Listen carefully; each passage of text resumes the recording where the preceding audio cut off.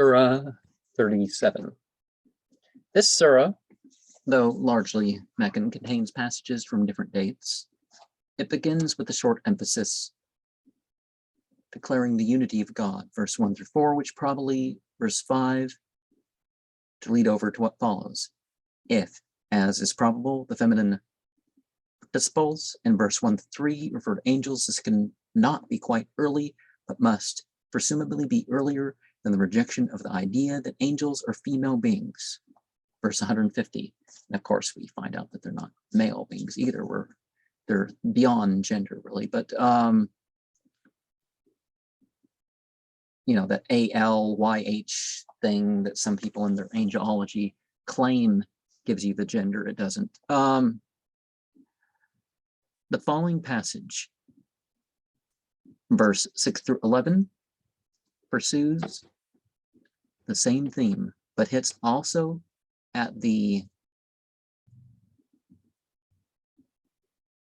the mere misassociator idea of Satan's or jinn having any knowledge of the future and being able to inspire oracles.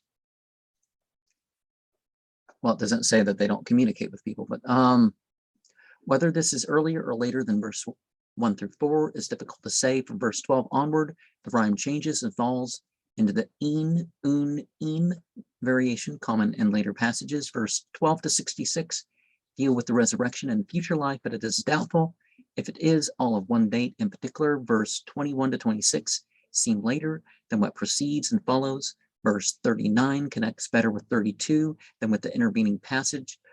33 to 38 and 48 to 59, though probably apparently balancing 27 to 31 are almost certainly a late and probably Medinan insertion.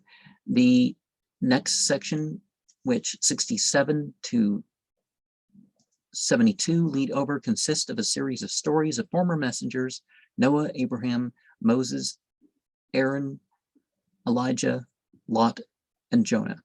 The original point of the stories, as of the connecting passage, is the deliverance of the messenger and the overflow of the unbelievers. And see, this hits why you don't have the chronological thing going on. You have the different message mentions in different parts and different ways to towards a different group of effect.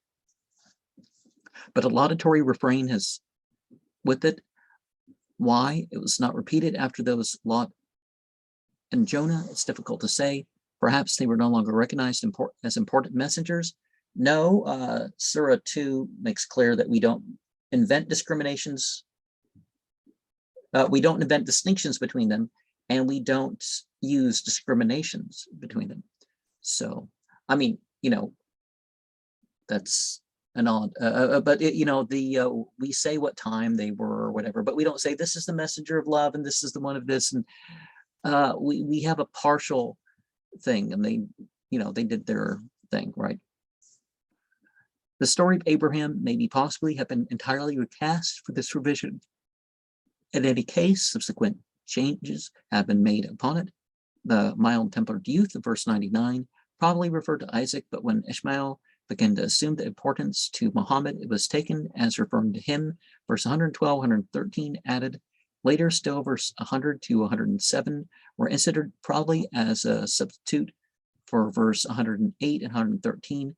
Here, without mention of the name, the story of the sacrifice of Isaac is used to suggest a basis in the religion of Abraham for the sacrifices at the pilgrimage. The conclusion of the surah, verse 149, is difficult to place in sense. Verse 149, 151, 152, 158, 159 connect best with 6 through 11, and perhaps originally at about the same time they dealt with the pagan and heathen is Christian hate speech when you're just using it as a term for religion, so I'm not sure what they mean, but the misassociator ideas. But additions have been made. Verse 150, 153, 157, 160, 166, dealing with the position of the angels, you know, the unfallen angels. These may belong to the same period as the time of the description of paradise, verse 40 to 47, with addition to the refrain to the messenger stories. Note the recurrence of the phrase, except the servants of Allah, single-hearted. Verse 39, 72, 128, 160, 169. I don't remember that 5-time repetition was made. Verse 167, 175 belong also to this revision. 176, 179, perhaps to the earlier form also. So 180, well, 181, 182, they've been added to the revision. Now, see, there's not the evidence of the editing. Not everything learned at once is not the same thing as revisions being made. Oh, well. And how is it discarded if it's still in the verses? All of these things don't make much sense. Surah As-Safat, chapter of those who dress the ranks. God is one, first 5 verses. His creative power, verse 6 to 11. Piercing meteor gleam, as in shooting star. The rising places of the heavenly bodies. You know, we see this and this, but I mean, they don't really rise and set. It's just our perspective. The Quran doesn't say otherwise. It's like, well, the time of this, the time of that. It doesn't say the sun rises or sets in a muddy spring or an ocean or whatever. It's just this is what's seen at a particular time. You know, if you turn to Surah 18, people are going to look at some translations and say, well, no, it doesn't say that. It doesn't say that the sun literally sets in some ocean or some silly thing like that. Angels standing in rank about the throne, Surah 88, 38. Dressing the ranks, who scare by shouting. That's not quite right. So men from evil deeds or demons from heaven, but see verse 19. And reciting and warning, you know, the revelation of the prophet. Now, this chapter is used as an exorcism by some people, and the first few verses in particular. Now, me and someone else, I have this Burnt Bridge Creek trailhead. I don't remember the exact name of the video, but we did an exorcism and it used part of this chapter. And it used another part of the chapter. I don't remember the verses, but unbelievers scoff at warnings, 12 through 19. The judgment, 20 to 5, 6, 7, 8, 9, 10, 11, 12. To 32. I don't know, the numbers are missing here, but the favored and trusted side, you know, the right hand, which of course that language has been confused. The yoga and tantra thing as right hand and left hand path are not referring to what we're seeing here of people who are the good, they take the right hand and the left hand. No, it's a mix by people who don't know what they're talking about, or they do, they just want to sound edgy and whatever. You know, that's how they prove they're not terribly authoritative. Verses 21 to 26 are, you know, fit for God saying it. Well, the whole thing's quoting God, right? And are the light beings saying it? Well, one of the things about that, you know, if we realize that Jesus, like Muhammad, or some of the others were quoting God, then it undoes the incarnation of Krishna and whatnot cults when you realize these people were avatars. They were the sent ones being sent with the message, and they recited that message. They maybe had inspired sayings that they were supposed to be saying, but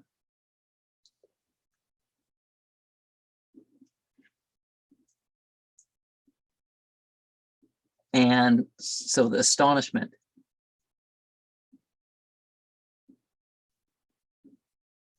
Well, God is the, or you could say God is the astonishing, and they make fun. You know, because the word Allah, aside from being the singular and definitive term for God, it relates to meaning of astonishment. So after verse 38, we have the joys of paradise, 39 to 47. The speculation is that 32 there was a jump there. Or some passage learned at another time, but again, look at more than just the end rhyme or something like that. The dramatic scenes of the future life, probably Medinan, 48 through 66. The future life, what follows, like in Surah 7, ayat 41. And eggs or pearls, a spring or mixed with spring water. And of course, there's evil saying, hey, we're not punished yet, as somehow some sort of gospel prosperity sort of proof that they're in the right, and that's not how it works. The pains of hell, 60 to 66, same time as 39 to 47. The former peoples have erred, 67 and 72. Former messengers, Noah, 73 to 79. Abraham, 81 to, where's the end of this? 113. Moses and Aaron, 114 to 122. Elijah, 123 to 132. Lot, 133 to 138. Jonah, 139 to 148. Allah has no offspring, fairly early Meccan, 149 to 166. Want of an ancient revelation, now no excuse. Well, the previous scriptures have been changed, right? So we're not going to find all of that stuff. And Surah 7, 75 has something similar to, well, something of the same sort of the bottom of the hot place, you know, bottom of hell. The hot place is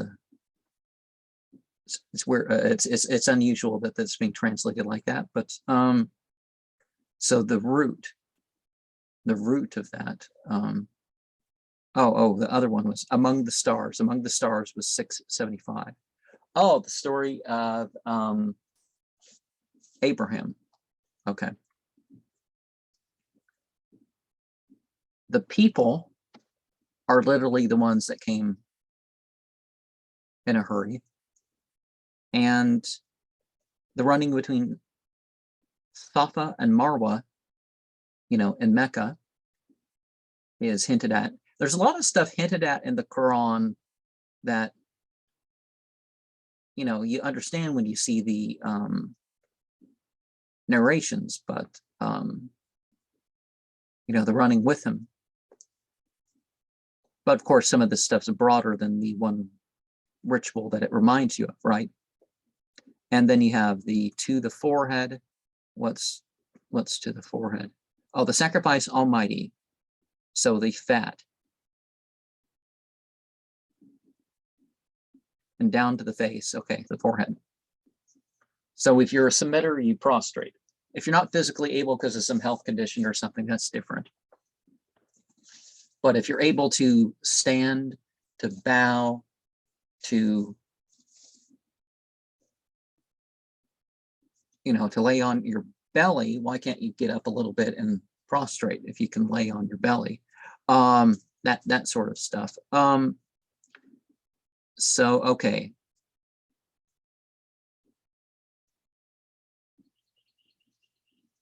The story of Jonah,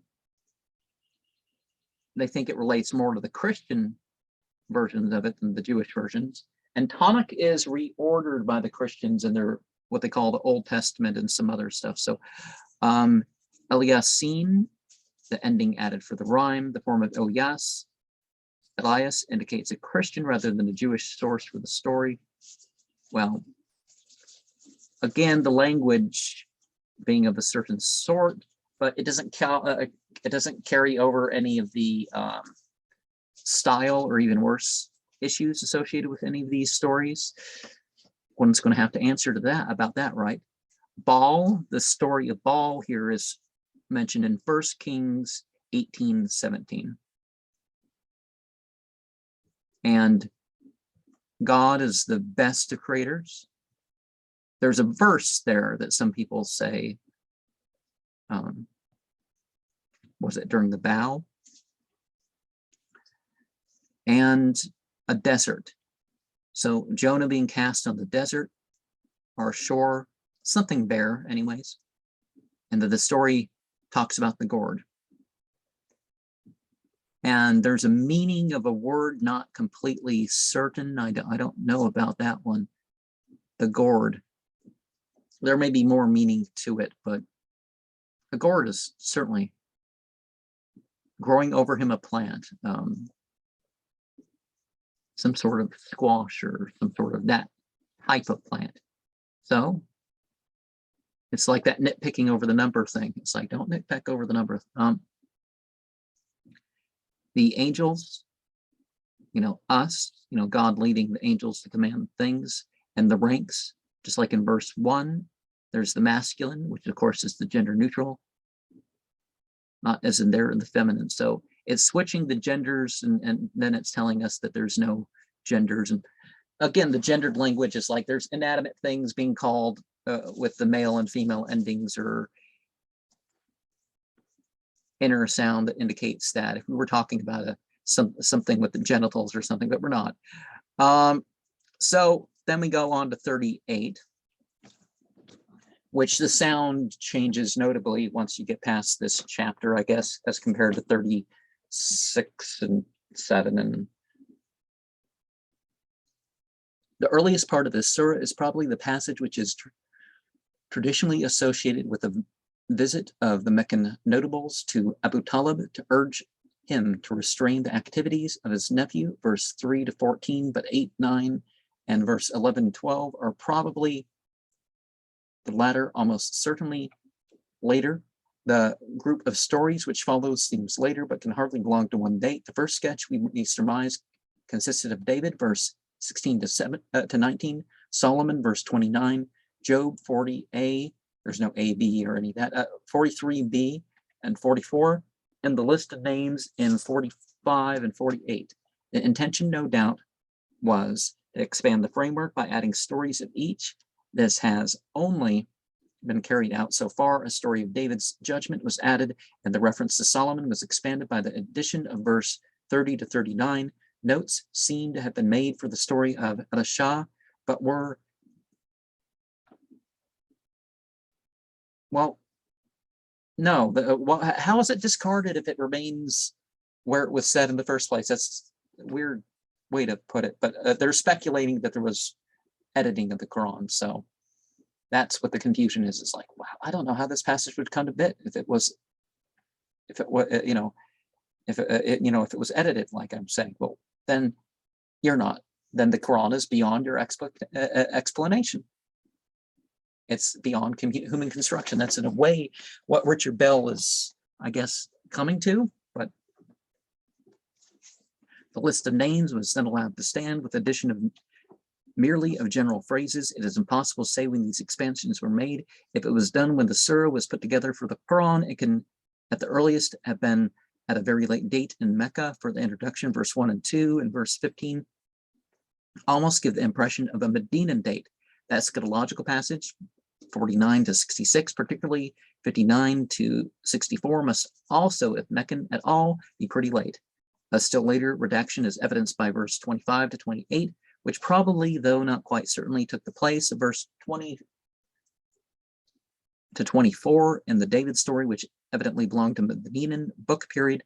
The end of the surah, 67 to 88, which may not be in itself a unity, is in a different rhyme and does not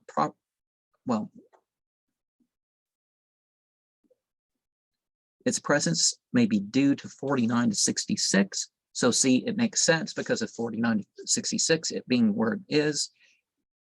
In any case, it seems earlier than that passage. Surat Thad, so chapter S, C, whatever, it's a instead of a S.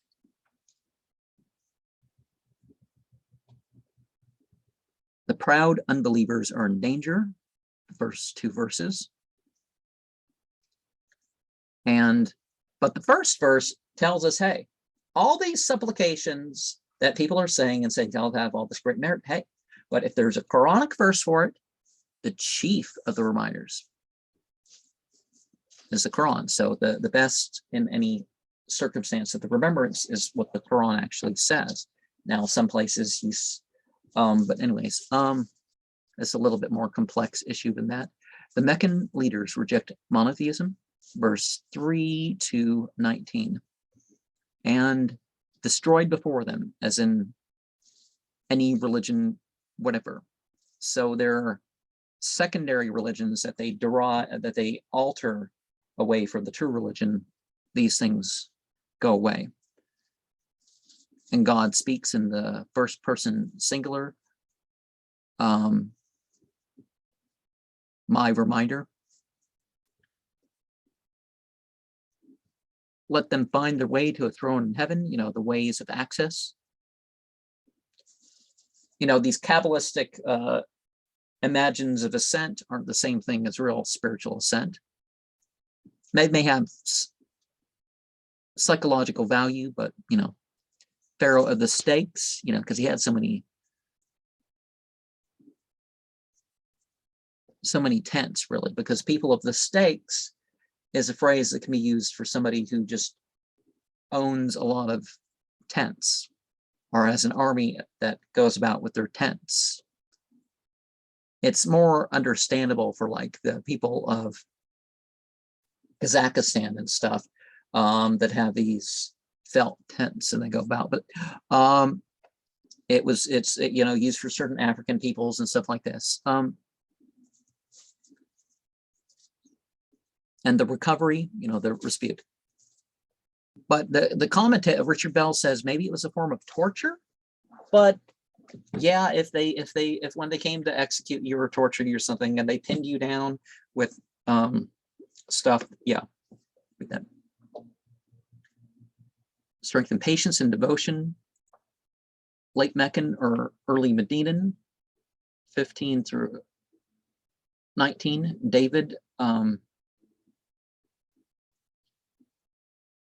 And okay, the divided speech, a psalm, style of the Psalms, I guess, and the flocks, see Surah 21, 879. He settles the dispute 20 to 24, his walled sanctuary.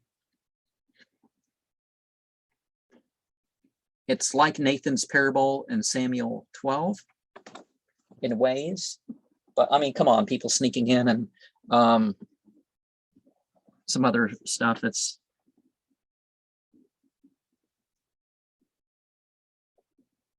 I don't remember Samuel 12, 2 Samuel 12. What is the similarity? But there is a couple of stories in the Bible, I think, that have some similarities.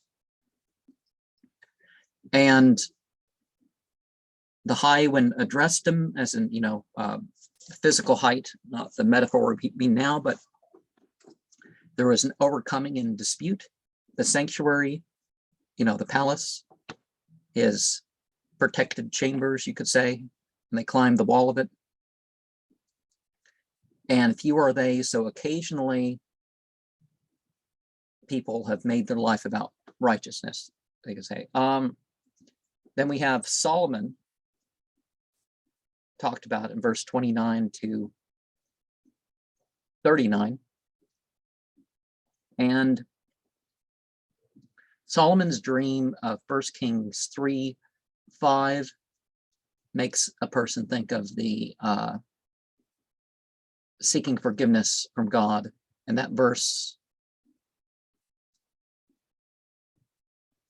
people generally are, discouraged from using that verse per se as a supplication, but per se, why not? But then we'd have if it's granted, it's a continual reduction, of the, the wealth of humanity. So that's probably why you don't pray, let me have a kingdom like no one else is going to have a kingdom, but, that sort of thing. He stroked their legs. So he petted the horses. Dude petted the horses. It doesn't say he was going about mutilating the horses. But some of the commentators, Richard Bell included, is, saying that. But the verse doesn't say he was going about with a sword. He passed over their legs and their necks. I mean, come on. What type of sicko just assumes that's mutilating the horses? Not trusting you out of the farm, right? So the exact stance standing on the 3 legs with the other foot touching the ground. So the seeds were resting. And so there's a reference to the sun. So the sun getting out of view, so he was distracted. So he's distracted from his late afternoon prayer. And so we have the story of Job, 40a, there's no ABC or any of that, but to 44, some others, 45 to 48,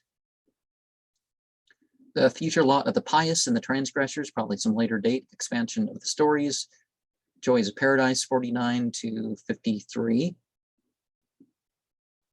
the pains of hell, 55 to 58, dramatic scene at the entrance to Gehenna, 59 to 64, Allah alone, God, 65 and 66, Muhammad claims no knowledge of the divine council, Meccan, except what's revealed to him, 67 to 70, the story of Iblis, 71 to 85, Muhammad not seeking gain, 86 to 88. And so we have, Satan being cursed. Stoned, cursed, it's the reference.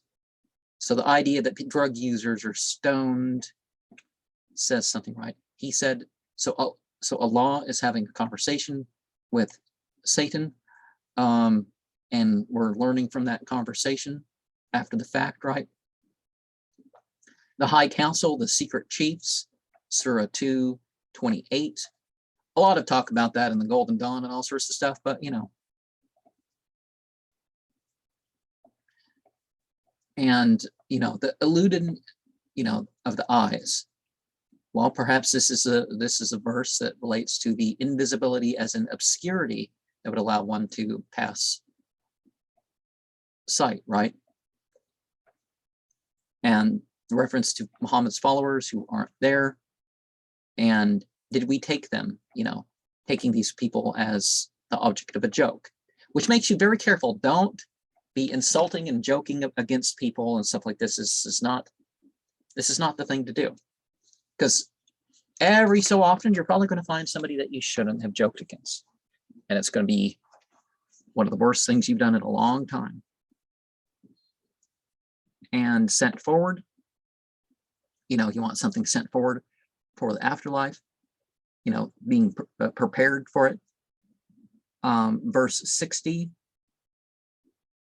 spoken to leaders of the disbelievers, and 59. The spouses seems to be notes for future development.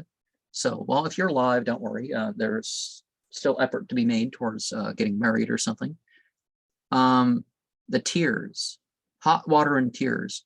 No. Even your unpleasant reaction is going to go against you. So the kinds that are conjoined, of course, refers to spouses, you could say.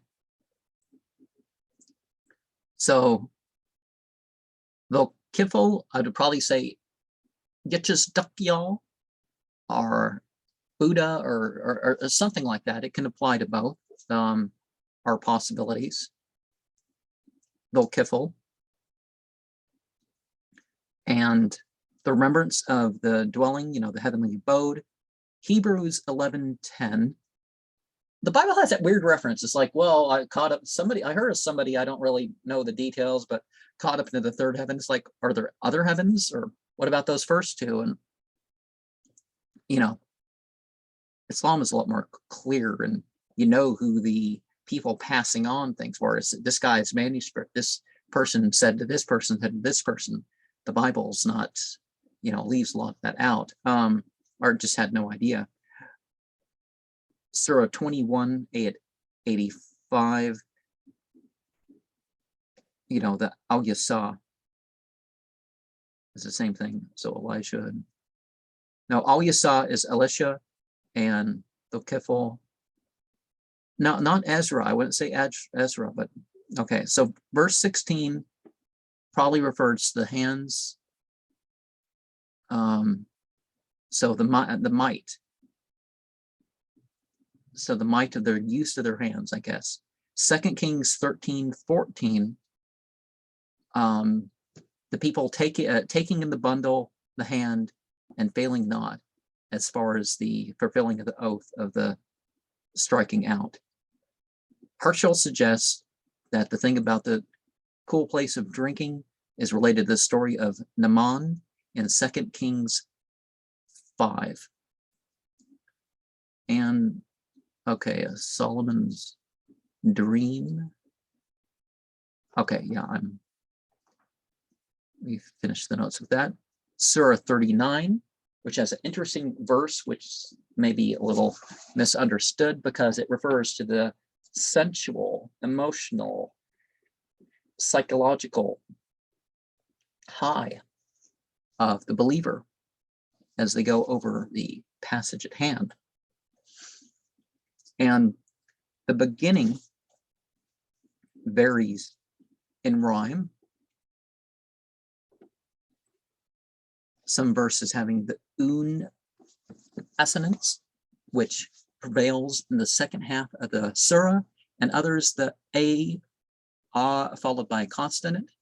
Got to look more into the effect of sound than just trying to figure out the end sound, because that's kind of what some rappers, orange, porridge, well, okay. Yeah, try to emphasize just one little part, and yeah, that can be an art in itself, but there's more to sound effects than, yeah. These latter, when taken out, do not form a connected whole, and it is not certain that they all belong to one time. If they do, they must be early Medinan, for this date is indicated by the word tagut in verse 19. I did a show on that word. It suits the passage, verse 5 through 7, which rejects the Christian idea of divine sonship. Also, verse 13, which contains a hint of immigration, though it be possible to regard both these passages as late Meccan.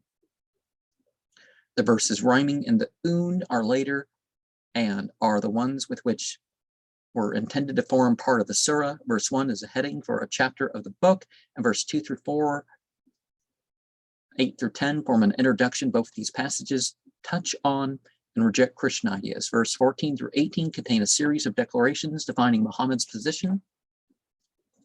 That in verse 16 and 17a, not intended to rhyme. These may perhaps be earlier than the introduction, though probably occasioned by the cleavage which had appeared between his position and that of the Jews and Christians. The passage then goes on to contrast the future fate of the Muslimin with that of those who refuse Islam. The subject is continued in verse 23, 25 to 27. From 28 onwards, the surah seems to have been pieced together from earlier passages, some of which may possibly be Meccan, though most seem early Medinan. Revisions and additions have been made to them when they were placed here.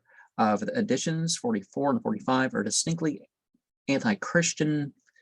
I don't think you can say that any of the Qur'an's any faith, it's certain beliefs and practices, whatever, but verse 39 probably. So, as a whole, in the surah, in its final form, seems to belong to the time when Muhammad is defining his attitude to Christianity after his disappointment with the Jews in Medina, somewhere about the end of the year 2 or during the year 3.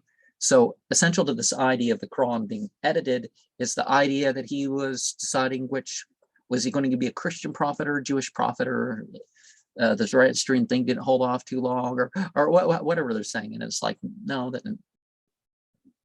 And the idea of the satanic verses is Muhammad didn't, whatever. This is something centuries later. Nobody ever thought that any of the Quran was forgotten or any of that, but until centuries after the Quran was written down, because people started spreading rumors, but none of these fitted linguistically or others. So it never got serious that people say, well, when they gave lectures on the Quran, they said, well, there's a gap here. We don't remember what was said here, or this chapter used to be longer, or something, but you don't find that.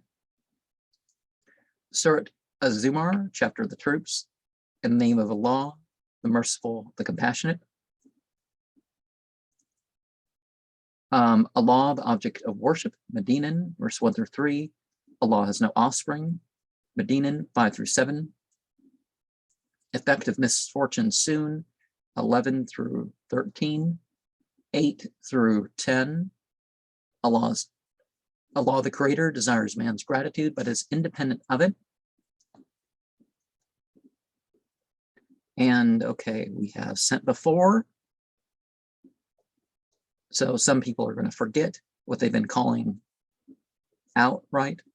Oh no, I didn't worship those things. And maybe they forgot because it wasn't important when the time came to it.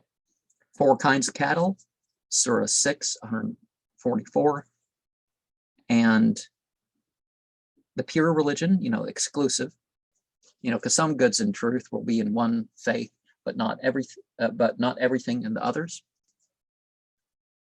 I mean, all good and truth can be part of one faith, but some things are exclusive to that faith, or at least the whole package. Like USA, what was his full name? That some college professor was saying that he basically the Quran has stuff you only find it here in the Quran, or what Muhammad said, or you only find it here what the Quran or Muhammad says. So the Quran kind of and the prophetic sayings kind of combine that.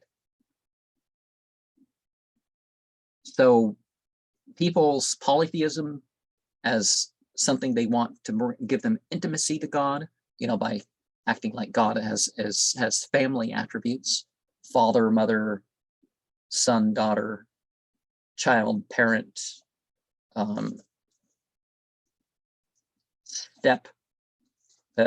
step uncle, Holy Ghost, or however that's thought of, right?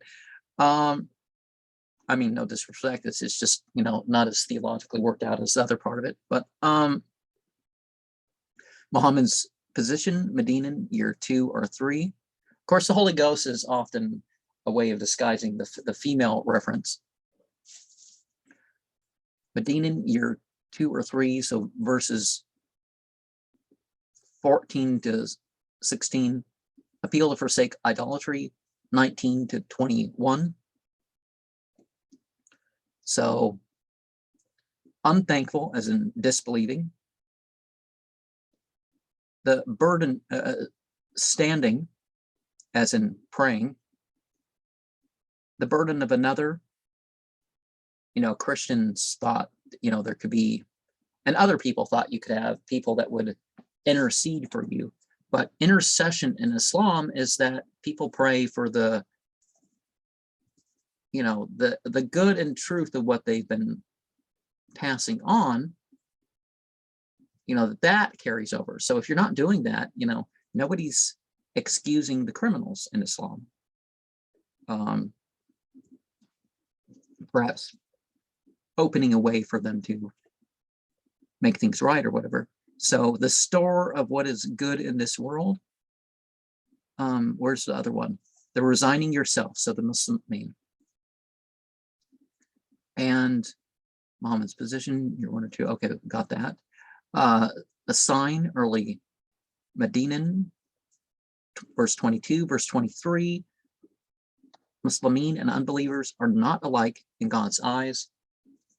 Yeah, this nonsense where no matter what good you do or don't do, or no matter what truth you believe or you don't believe, that it's all the same, or different claims are the same. And there's some material and psychological cultural differences, certainly, but let's not pretend that everybody needs their own religion in the way that people say it does, or that equal validity. It just doesn't work with the material things. Why would it work with others?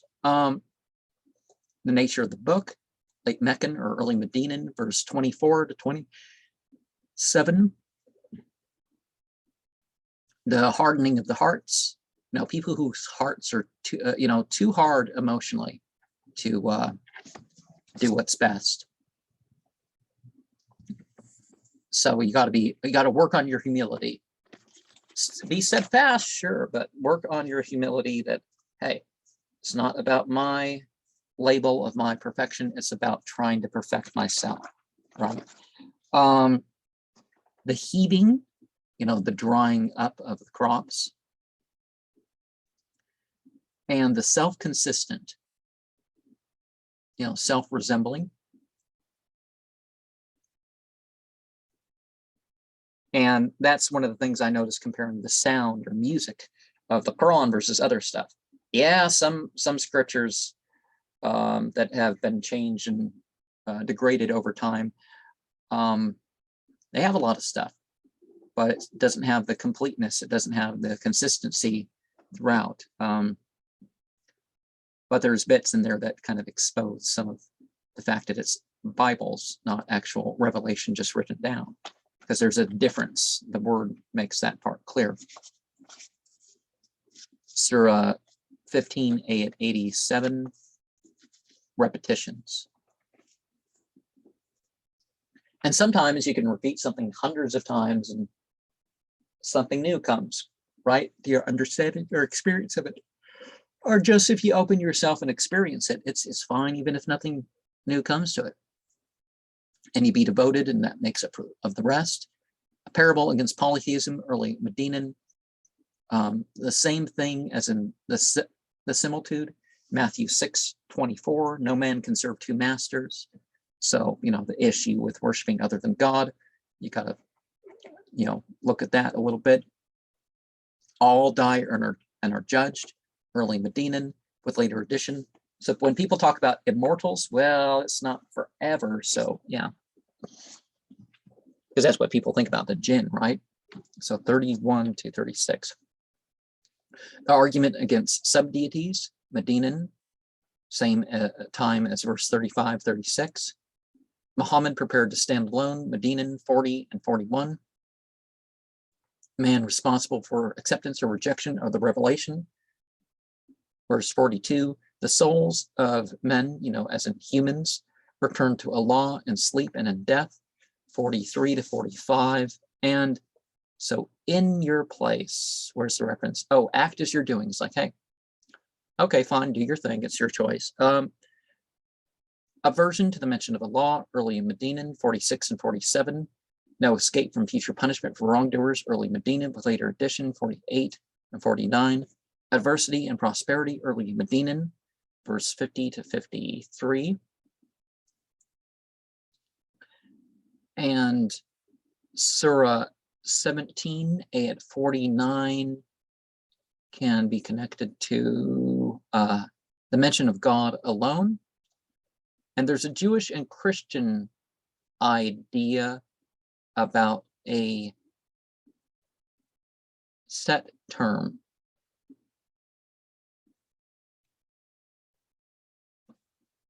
Like, okay, like you, like something happens, but you escape death until your time is set, right? That's what's stated. And you could say, well, same thing with your grave portion of the afterlife. It's in the same vein. Appeal to repent in time, early Medinan, 54 to 56, to 60. Their formatting of the page and the verses kind of throws you off at times. Allah disposes of the fates of men at the resurrection, same date as the original of preceding, 61 to 66. Verse 57 to 59 are expressions, maybe not of the same date. A regret on the judgment day for past indifference.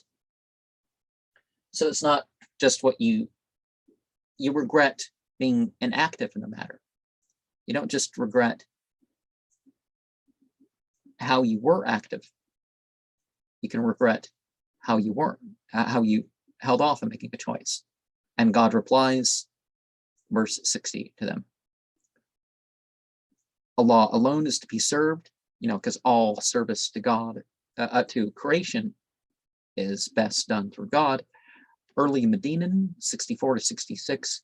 Allah's supremacy manifested at judgment, early Medinan, 67 to 74. Until they come to it, a somewhat mechanical way of relating 73 to 71. The good cheer, good are you.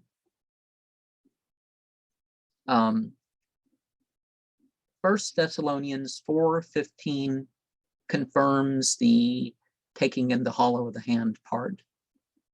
And the handful, indicating the supremacy over all. Oh, wait, no, the standing looking around is the thing from Thessalonians. I mixed that up there, these itty bitty little letters. And the book, the setting of the book of the records of man's deeds, fairly late, verse 48 to 55, suggesting they may be the original of the revelation. And we move on to Surah 40. This is the first group of Suwar, which is the plural, known as the Hawamim, from the two letters Ha-Mim, which stand at the head of them. Those 7 chapters. All that can be said of these letters, as of other groups, is that they probably imply that the Suwar were intended to form part of the book. Well, it was made distinctive from the beginning. Any verse or whatever that was Qur'an, not only did it in itself kind of stand that way, but it was specifically instructed that, hey, this is part of the Qur'an. So it helps actually reading the narrations.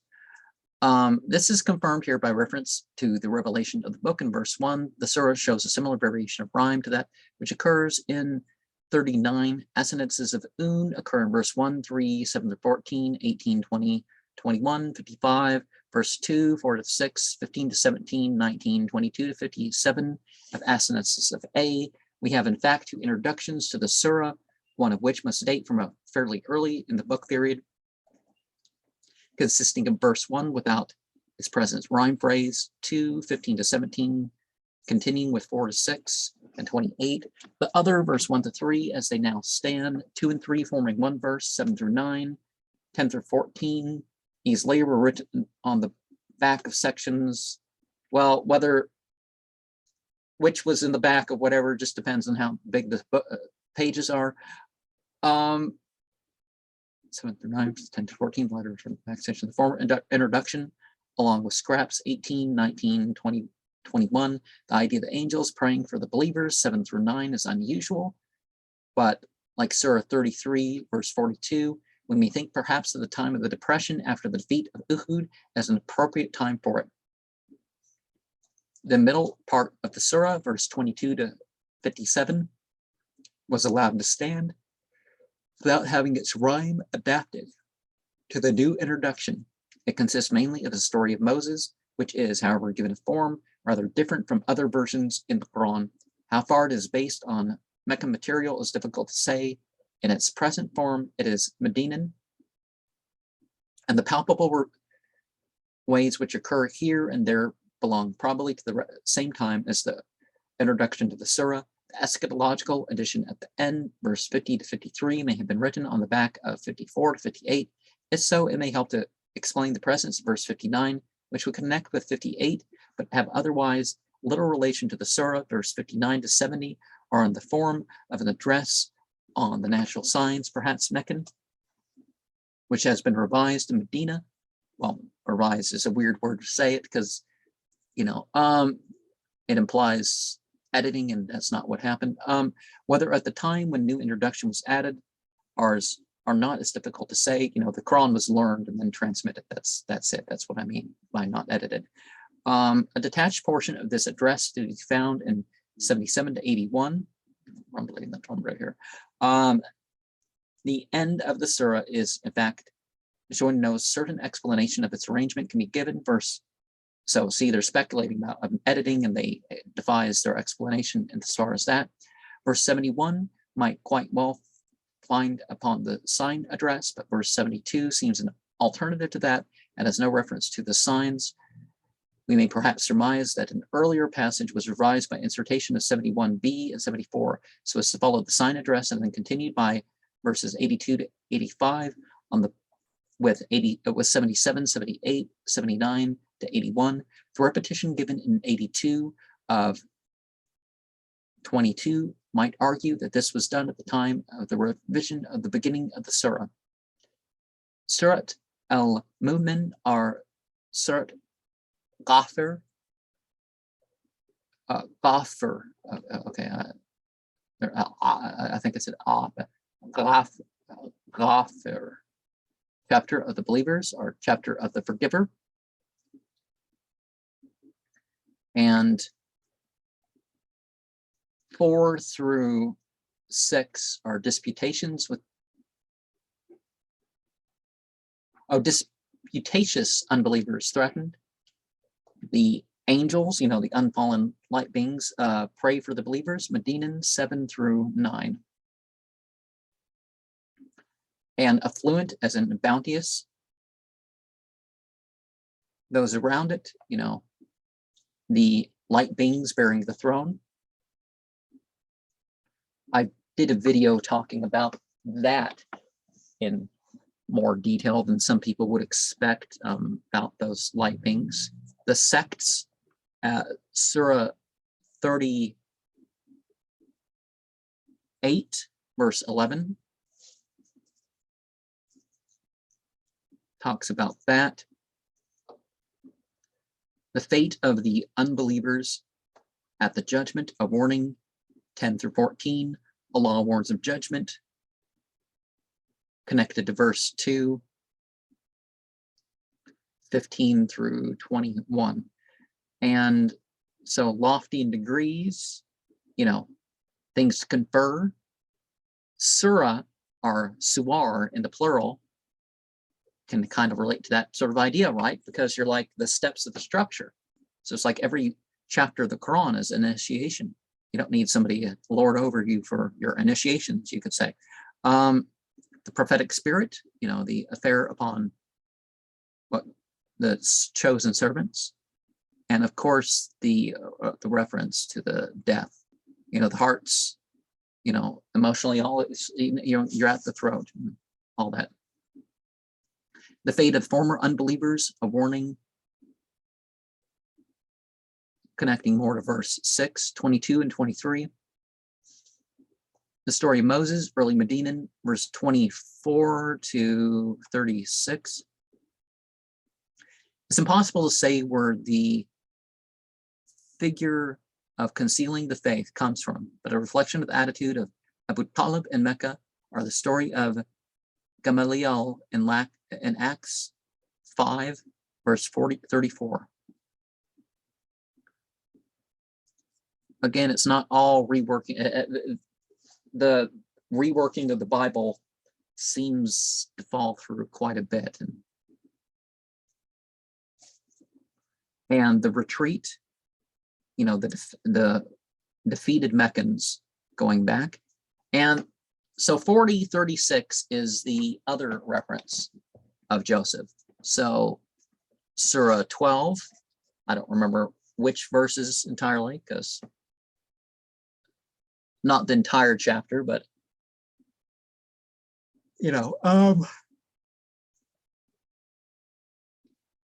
I just thought I'd point that out. It's not really something they draw attention to. Surah 28:38 is Haman building the tower. And we have the access to the heavens being talked about.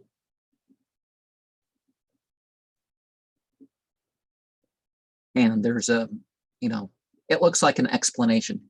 Okay, well, what does the Quran else have to say about something? If you're waiting for an explanation, what does the Quran say about it? That's the best place to find the explanation of the Quran, is the Quran itself.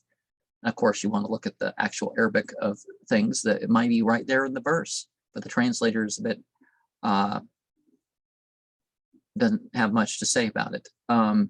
Ingratitude to God, as in disbelieving. And if you're worshiping other than the God, they're not really being called in, are they? And so after 53, we have the prophets and their followers supported by God, early Medinan, 54 to 57. The evil dwelling, the evil of the dwelling, the material and the being as they're created themselves isn't evil. It's their choices and stuff, right? Alive with their Lord, like Surah 3, 163. And, the sign, the family of Pharaoh, the severest of the punishment, because your afterlife, when you got to watch what you support from your family. None of this nonsense that, like the Bible, where you just go along with what the evil, women and slaves must obey the slave masters and the spouses, regardless, because in obeying their, even in evil, because no, not even in evil. What's wrong with you? But it's not Jesus saying that. Notice some of the most messed up stuff in the Bible is part of what Paul is saying, right? Cavaliers, insincere, 58. Signs, Meccan, 59 to 67. Psalms 91:15 is like that. Call upon me and I shall answer you. You can see it as the two as related to each other. And certainly the Quran has been used to translate Bible passages, wherever possible, Bible passages that can be rendered as close to a phrase or something in the Quran. People have been using that for some time, more and more in recent decades, but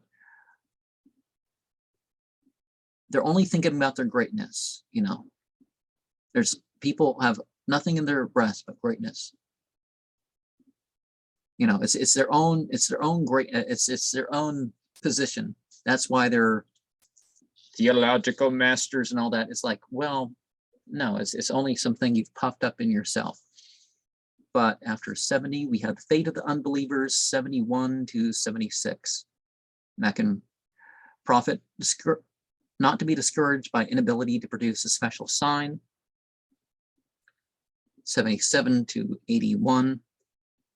And you can connect 79 to 81 as relating to 59 to 70. And people can work what's vain, but they can render things vain by, acting like they can invent religious authority, that they can invent scriptures, right? They want to produce the spiritual signs, and sometimes they're going to fake it with prestidigitosis and stuff like this, and that's part of why the word magic has got some of the connotations it does, because people's like, whoa, I have magic, I have spiritual powers, and it's like, no. What, you used magnets, or you used flash powder, or what did you use? The people call the things people call upon, some of them are egregors, like Jesus and Krishna, as people typically think of these things, are combinations of 4 historical figures at least, right? There's other theories that explain that maybe it's more, or Jesus in particular, maybe about 100 people, but still. So the fate of the unbelievers is a warning, and this is an 82 to 85 connects to 71 in a way. The desire of the hearts, you have a need in your chest, it could be said. Surah 41.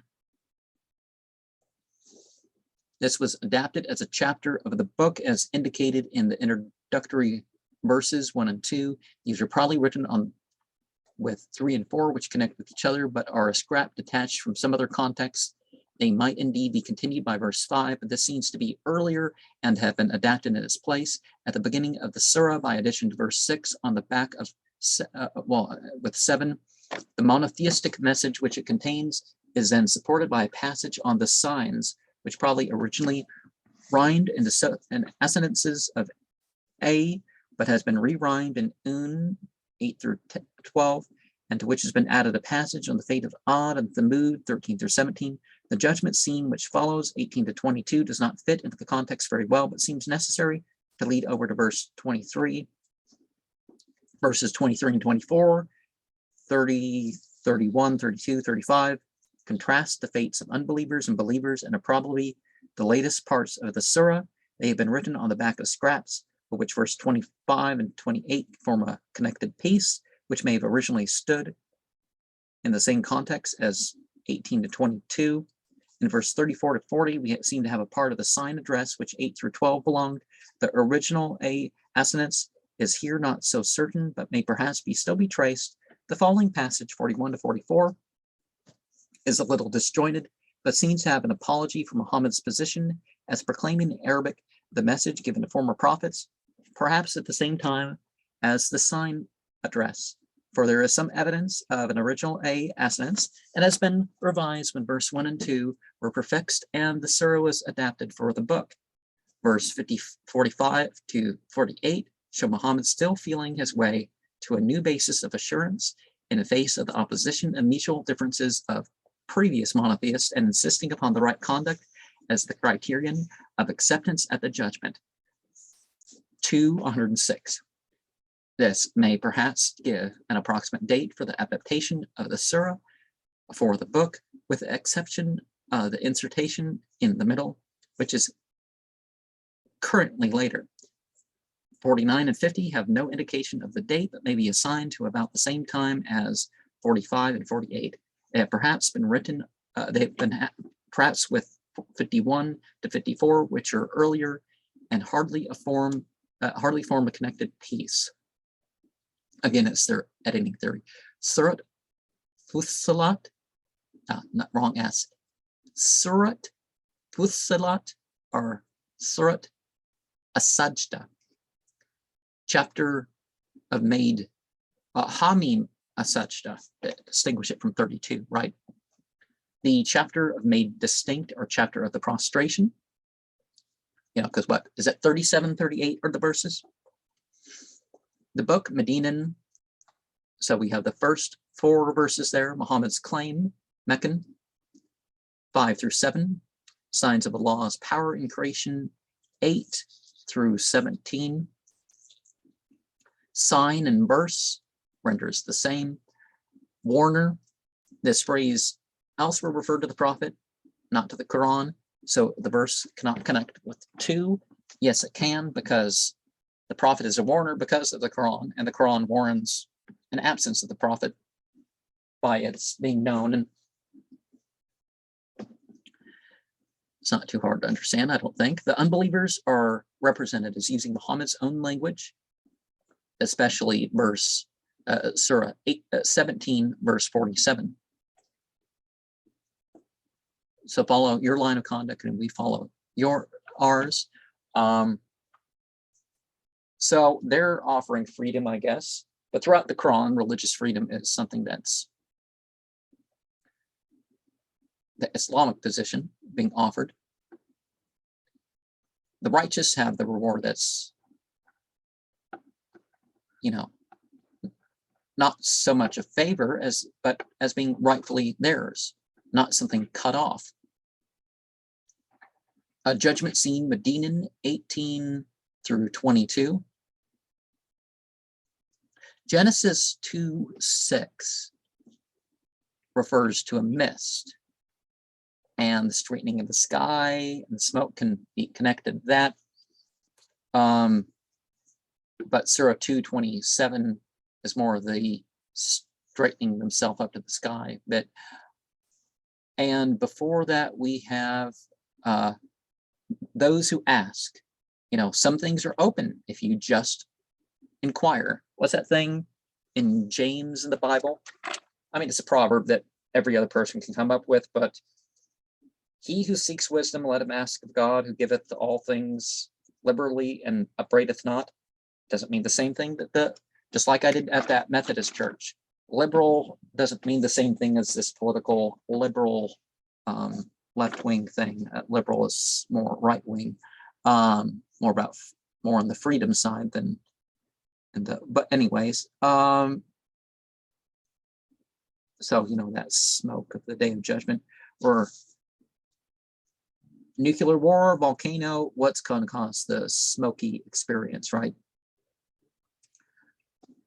But there's more on that later that actually relates more of it. The nearer lights in the nearer heaven, that's the guard. Surah 37, 6 and 7. See, the seven heavens, like a ring into a desert, and onward and onward and onward, right? And in comparison to the one, other comparisons are drawn, but it's obvious that the smallest heaven in the Islamic cosmology is the one with the stars. And that what's that word? Tabaka, or what's the word that can be rendered as multiverse? This is just this, group of creation, right? The degradation, so some punishment is degradation. But the thunderbolt, same thing. You're that Eastern metaphor that lifts you up, but you're not being lifted up by it. In this case, you're being struck down bit by bit, sort of like a tower held in order. Surah 27, 17 and 19. So, people being urged forward. You're lost. You're the benefit of individuality when you're, being punished as a group in the hellfire, the hereafter. The effect of persistent unbelief, 23 and 24. Unbelievers ridicule the Qur'an, possibly at the same time of 19 through 22, so 25 to 28. A fragment of the judgment scene, 29 to 34, or is that 36? How does this set? Blessedness of believers are in with this. So 30, 31, 32, 35. The Satans, the spirit companions mentioned in 24 is also mentioned in 43, 35. Because in that place, is it because they're not remembering God, and that allows other things to make their way into influence? Okay, so Surah 32, 13 and 11, 120, people that passed away before, jinn communities that are no longer here.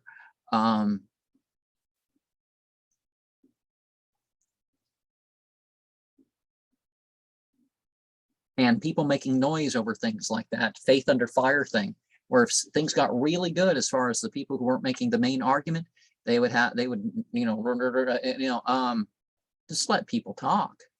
You can interject or something, but that not like that. No.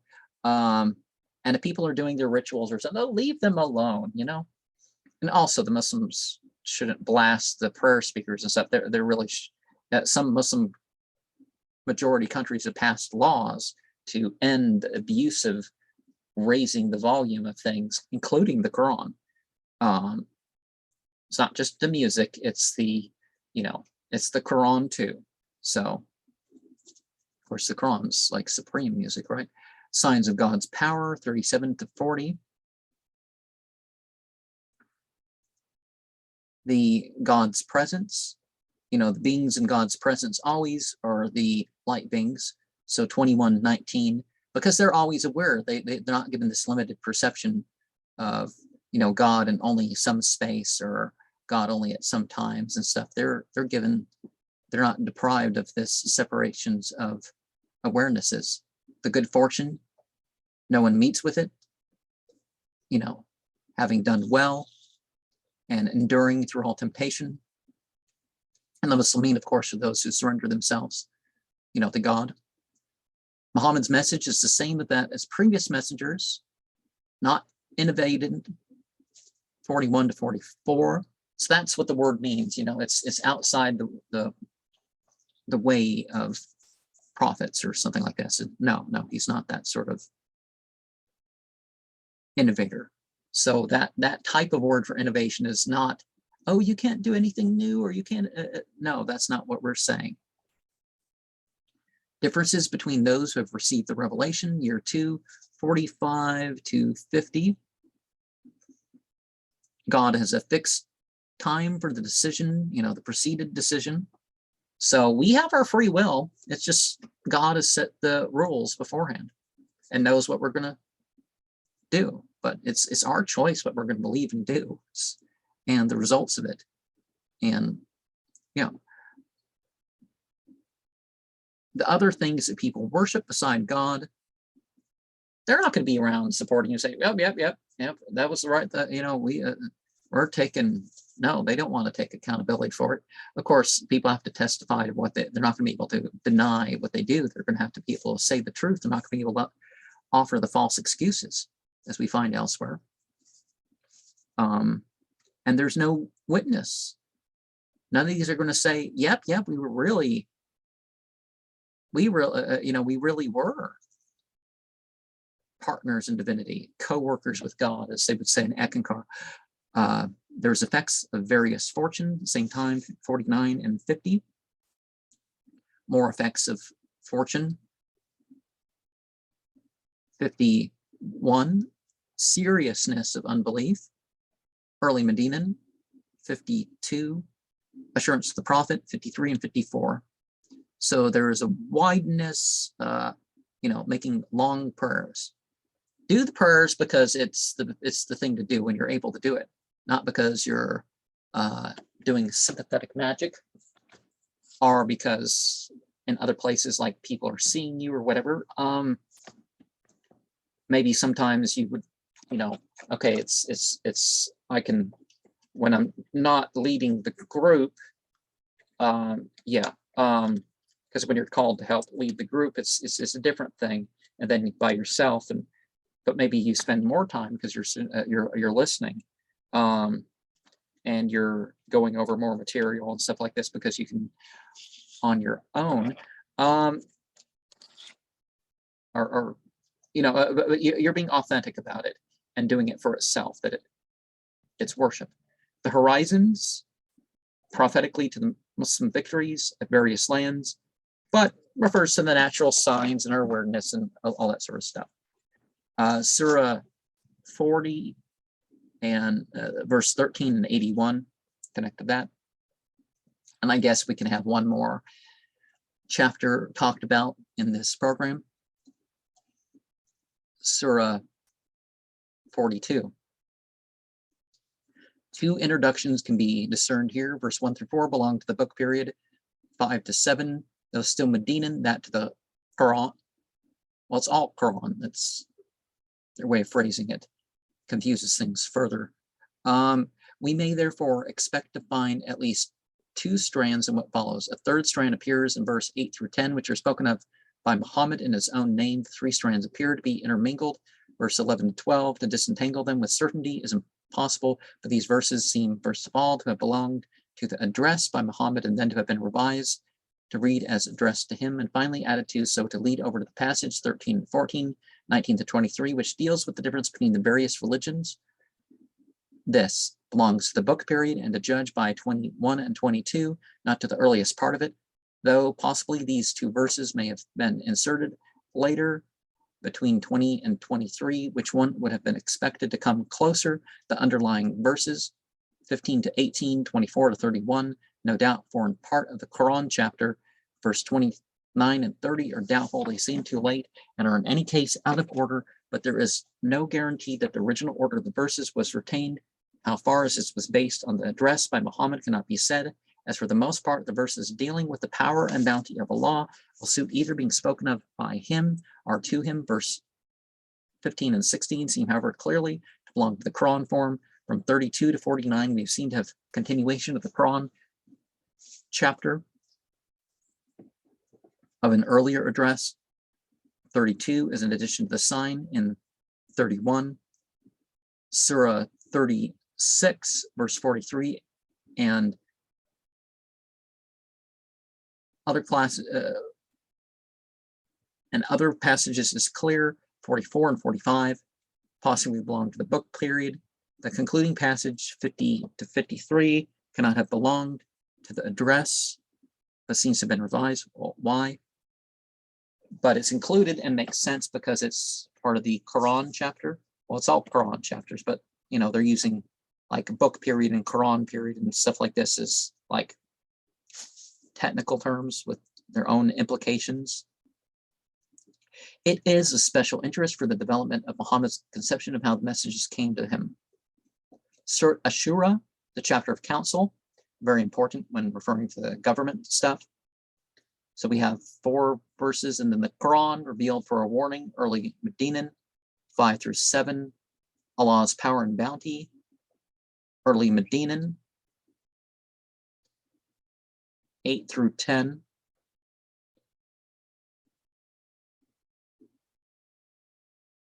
One community. So essentially, God has set us up to be all one religion, but not everybody accepts. So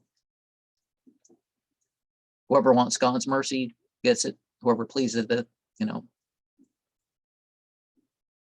well, you please God, and then because it pleases you to be on the right path. Split asunder from above, at the sound of the angels' hymns.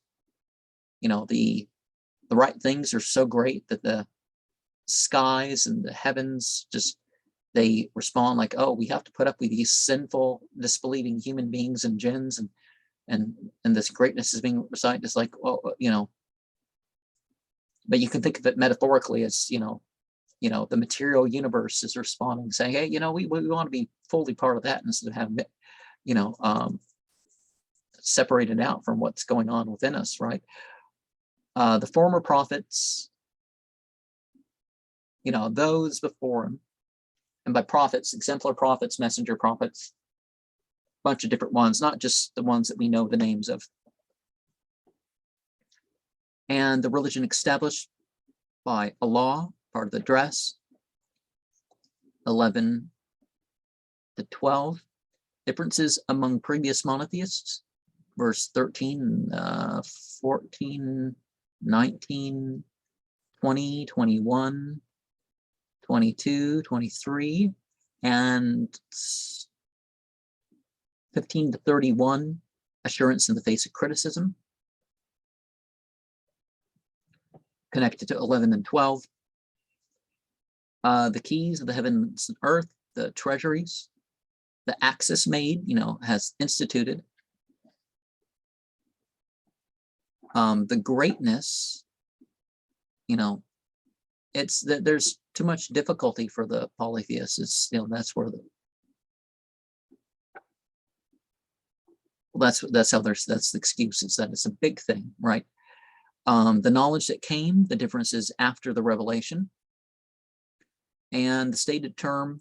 Remember towards the end of the Quran, we're going to get into that bit about, hey, they didn't divide into the sects and stuff until they had enough knowledge, right? A stated term and decision. It's more about the Jews and, or some other people of the book or something. The law in the Quran, referred to as the response made to him. Well, the Sharia law is not what the scholars have come about. It's that it's, the law as is. It may be inflected a little bit different here or there or something, but, but the response is something different. The response is whether or not a person believes and does the right thing. That's, but they're doing something different, then that becomes void. So 5725 talks about the balance and is sort of a fool card sort of thing, as that's considered. The representatives of previous revealed religions in Muhammad's times. So the inheritors of the book. So when you know of any scripture or something, you're supposed to carry out the good and truth in it and all that. God is sent down. So Surah 2, 8, 130. Hereafter no share, much like Matthew 6, 1 through 4, and Galatians 6, verse 8. Verse 13 relates to Surah 41, 45, and Matthew 13, 24 to 30. The distinction made, right? And then among the kinsfolk, love towards the kinsfolk. You don't have to agree with what they believe or say. It's just, God has set forth that system in nature. The words,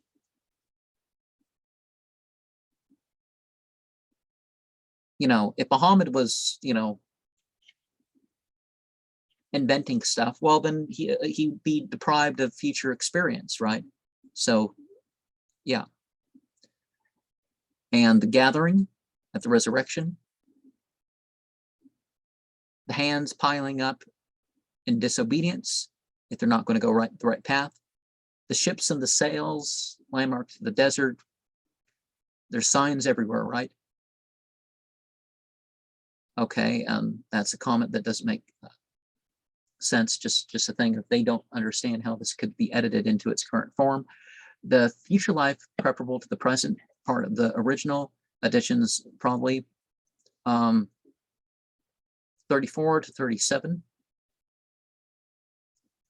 Retaliation for injuries done. Somebody is stealing from you or hurting you or something, and you say or you do something in response to protect yourself.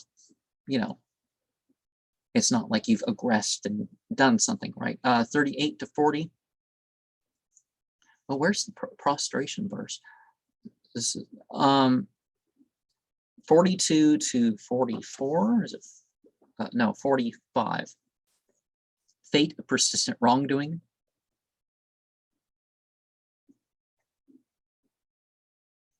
And the mustering. So the disgraced ones are being led to the hellfire. And appeal to repent while there's still time. Verse 46 to 40 and 47. Allah's power. 48, 49, the method of revelation. 50 to 53. And okay, there comes from Allah a day where there's no averting. 30, 42. The judgment sent forward to the judgment. The unthankful, unbelieving.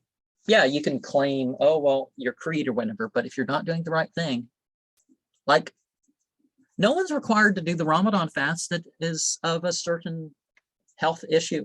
But if you're just not eating or drinking because and abstaining from sex because you're having the desire, well, that's different. That's unthankfulness. And so it's not disbelief. You're not saying there is no God or something. You're just not doing it. Just like in the Bible, they do this too. But in the Bible, they're not allowed to go to their wives at night, and they have to go over the whole scripture at night. Anyways, the spirit. So the light, the spiritual light. The sense will be that Muhammad, who had not formally known the revelation, has been inspired with prophetic spirit, which will guide him.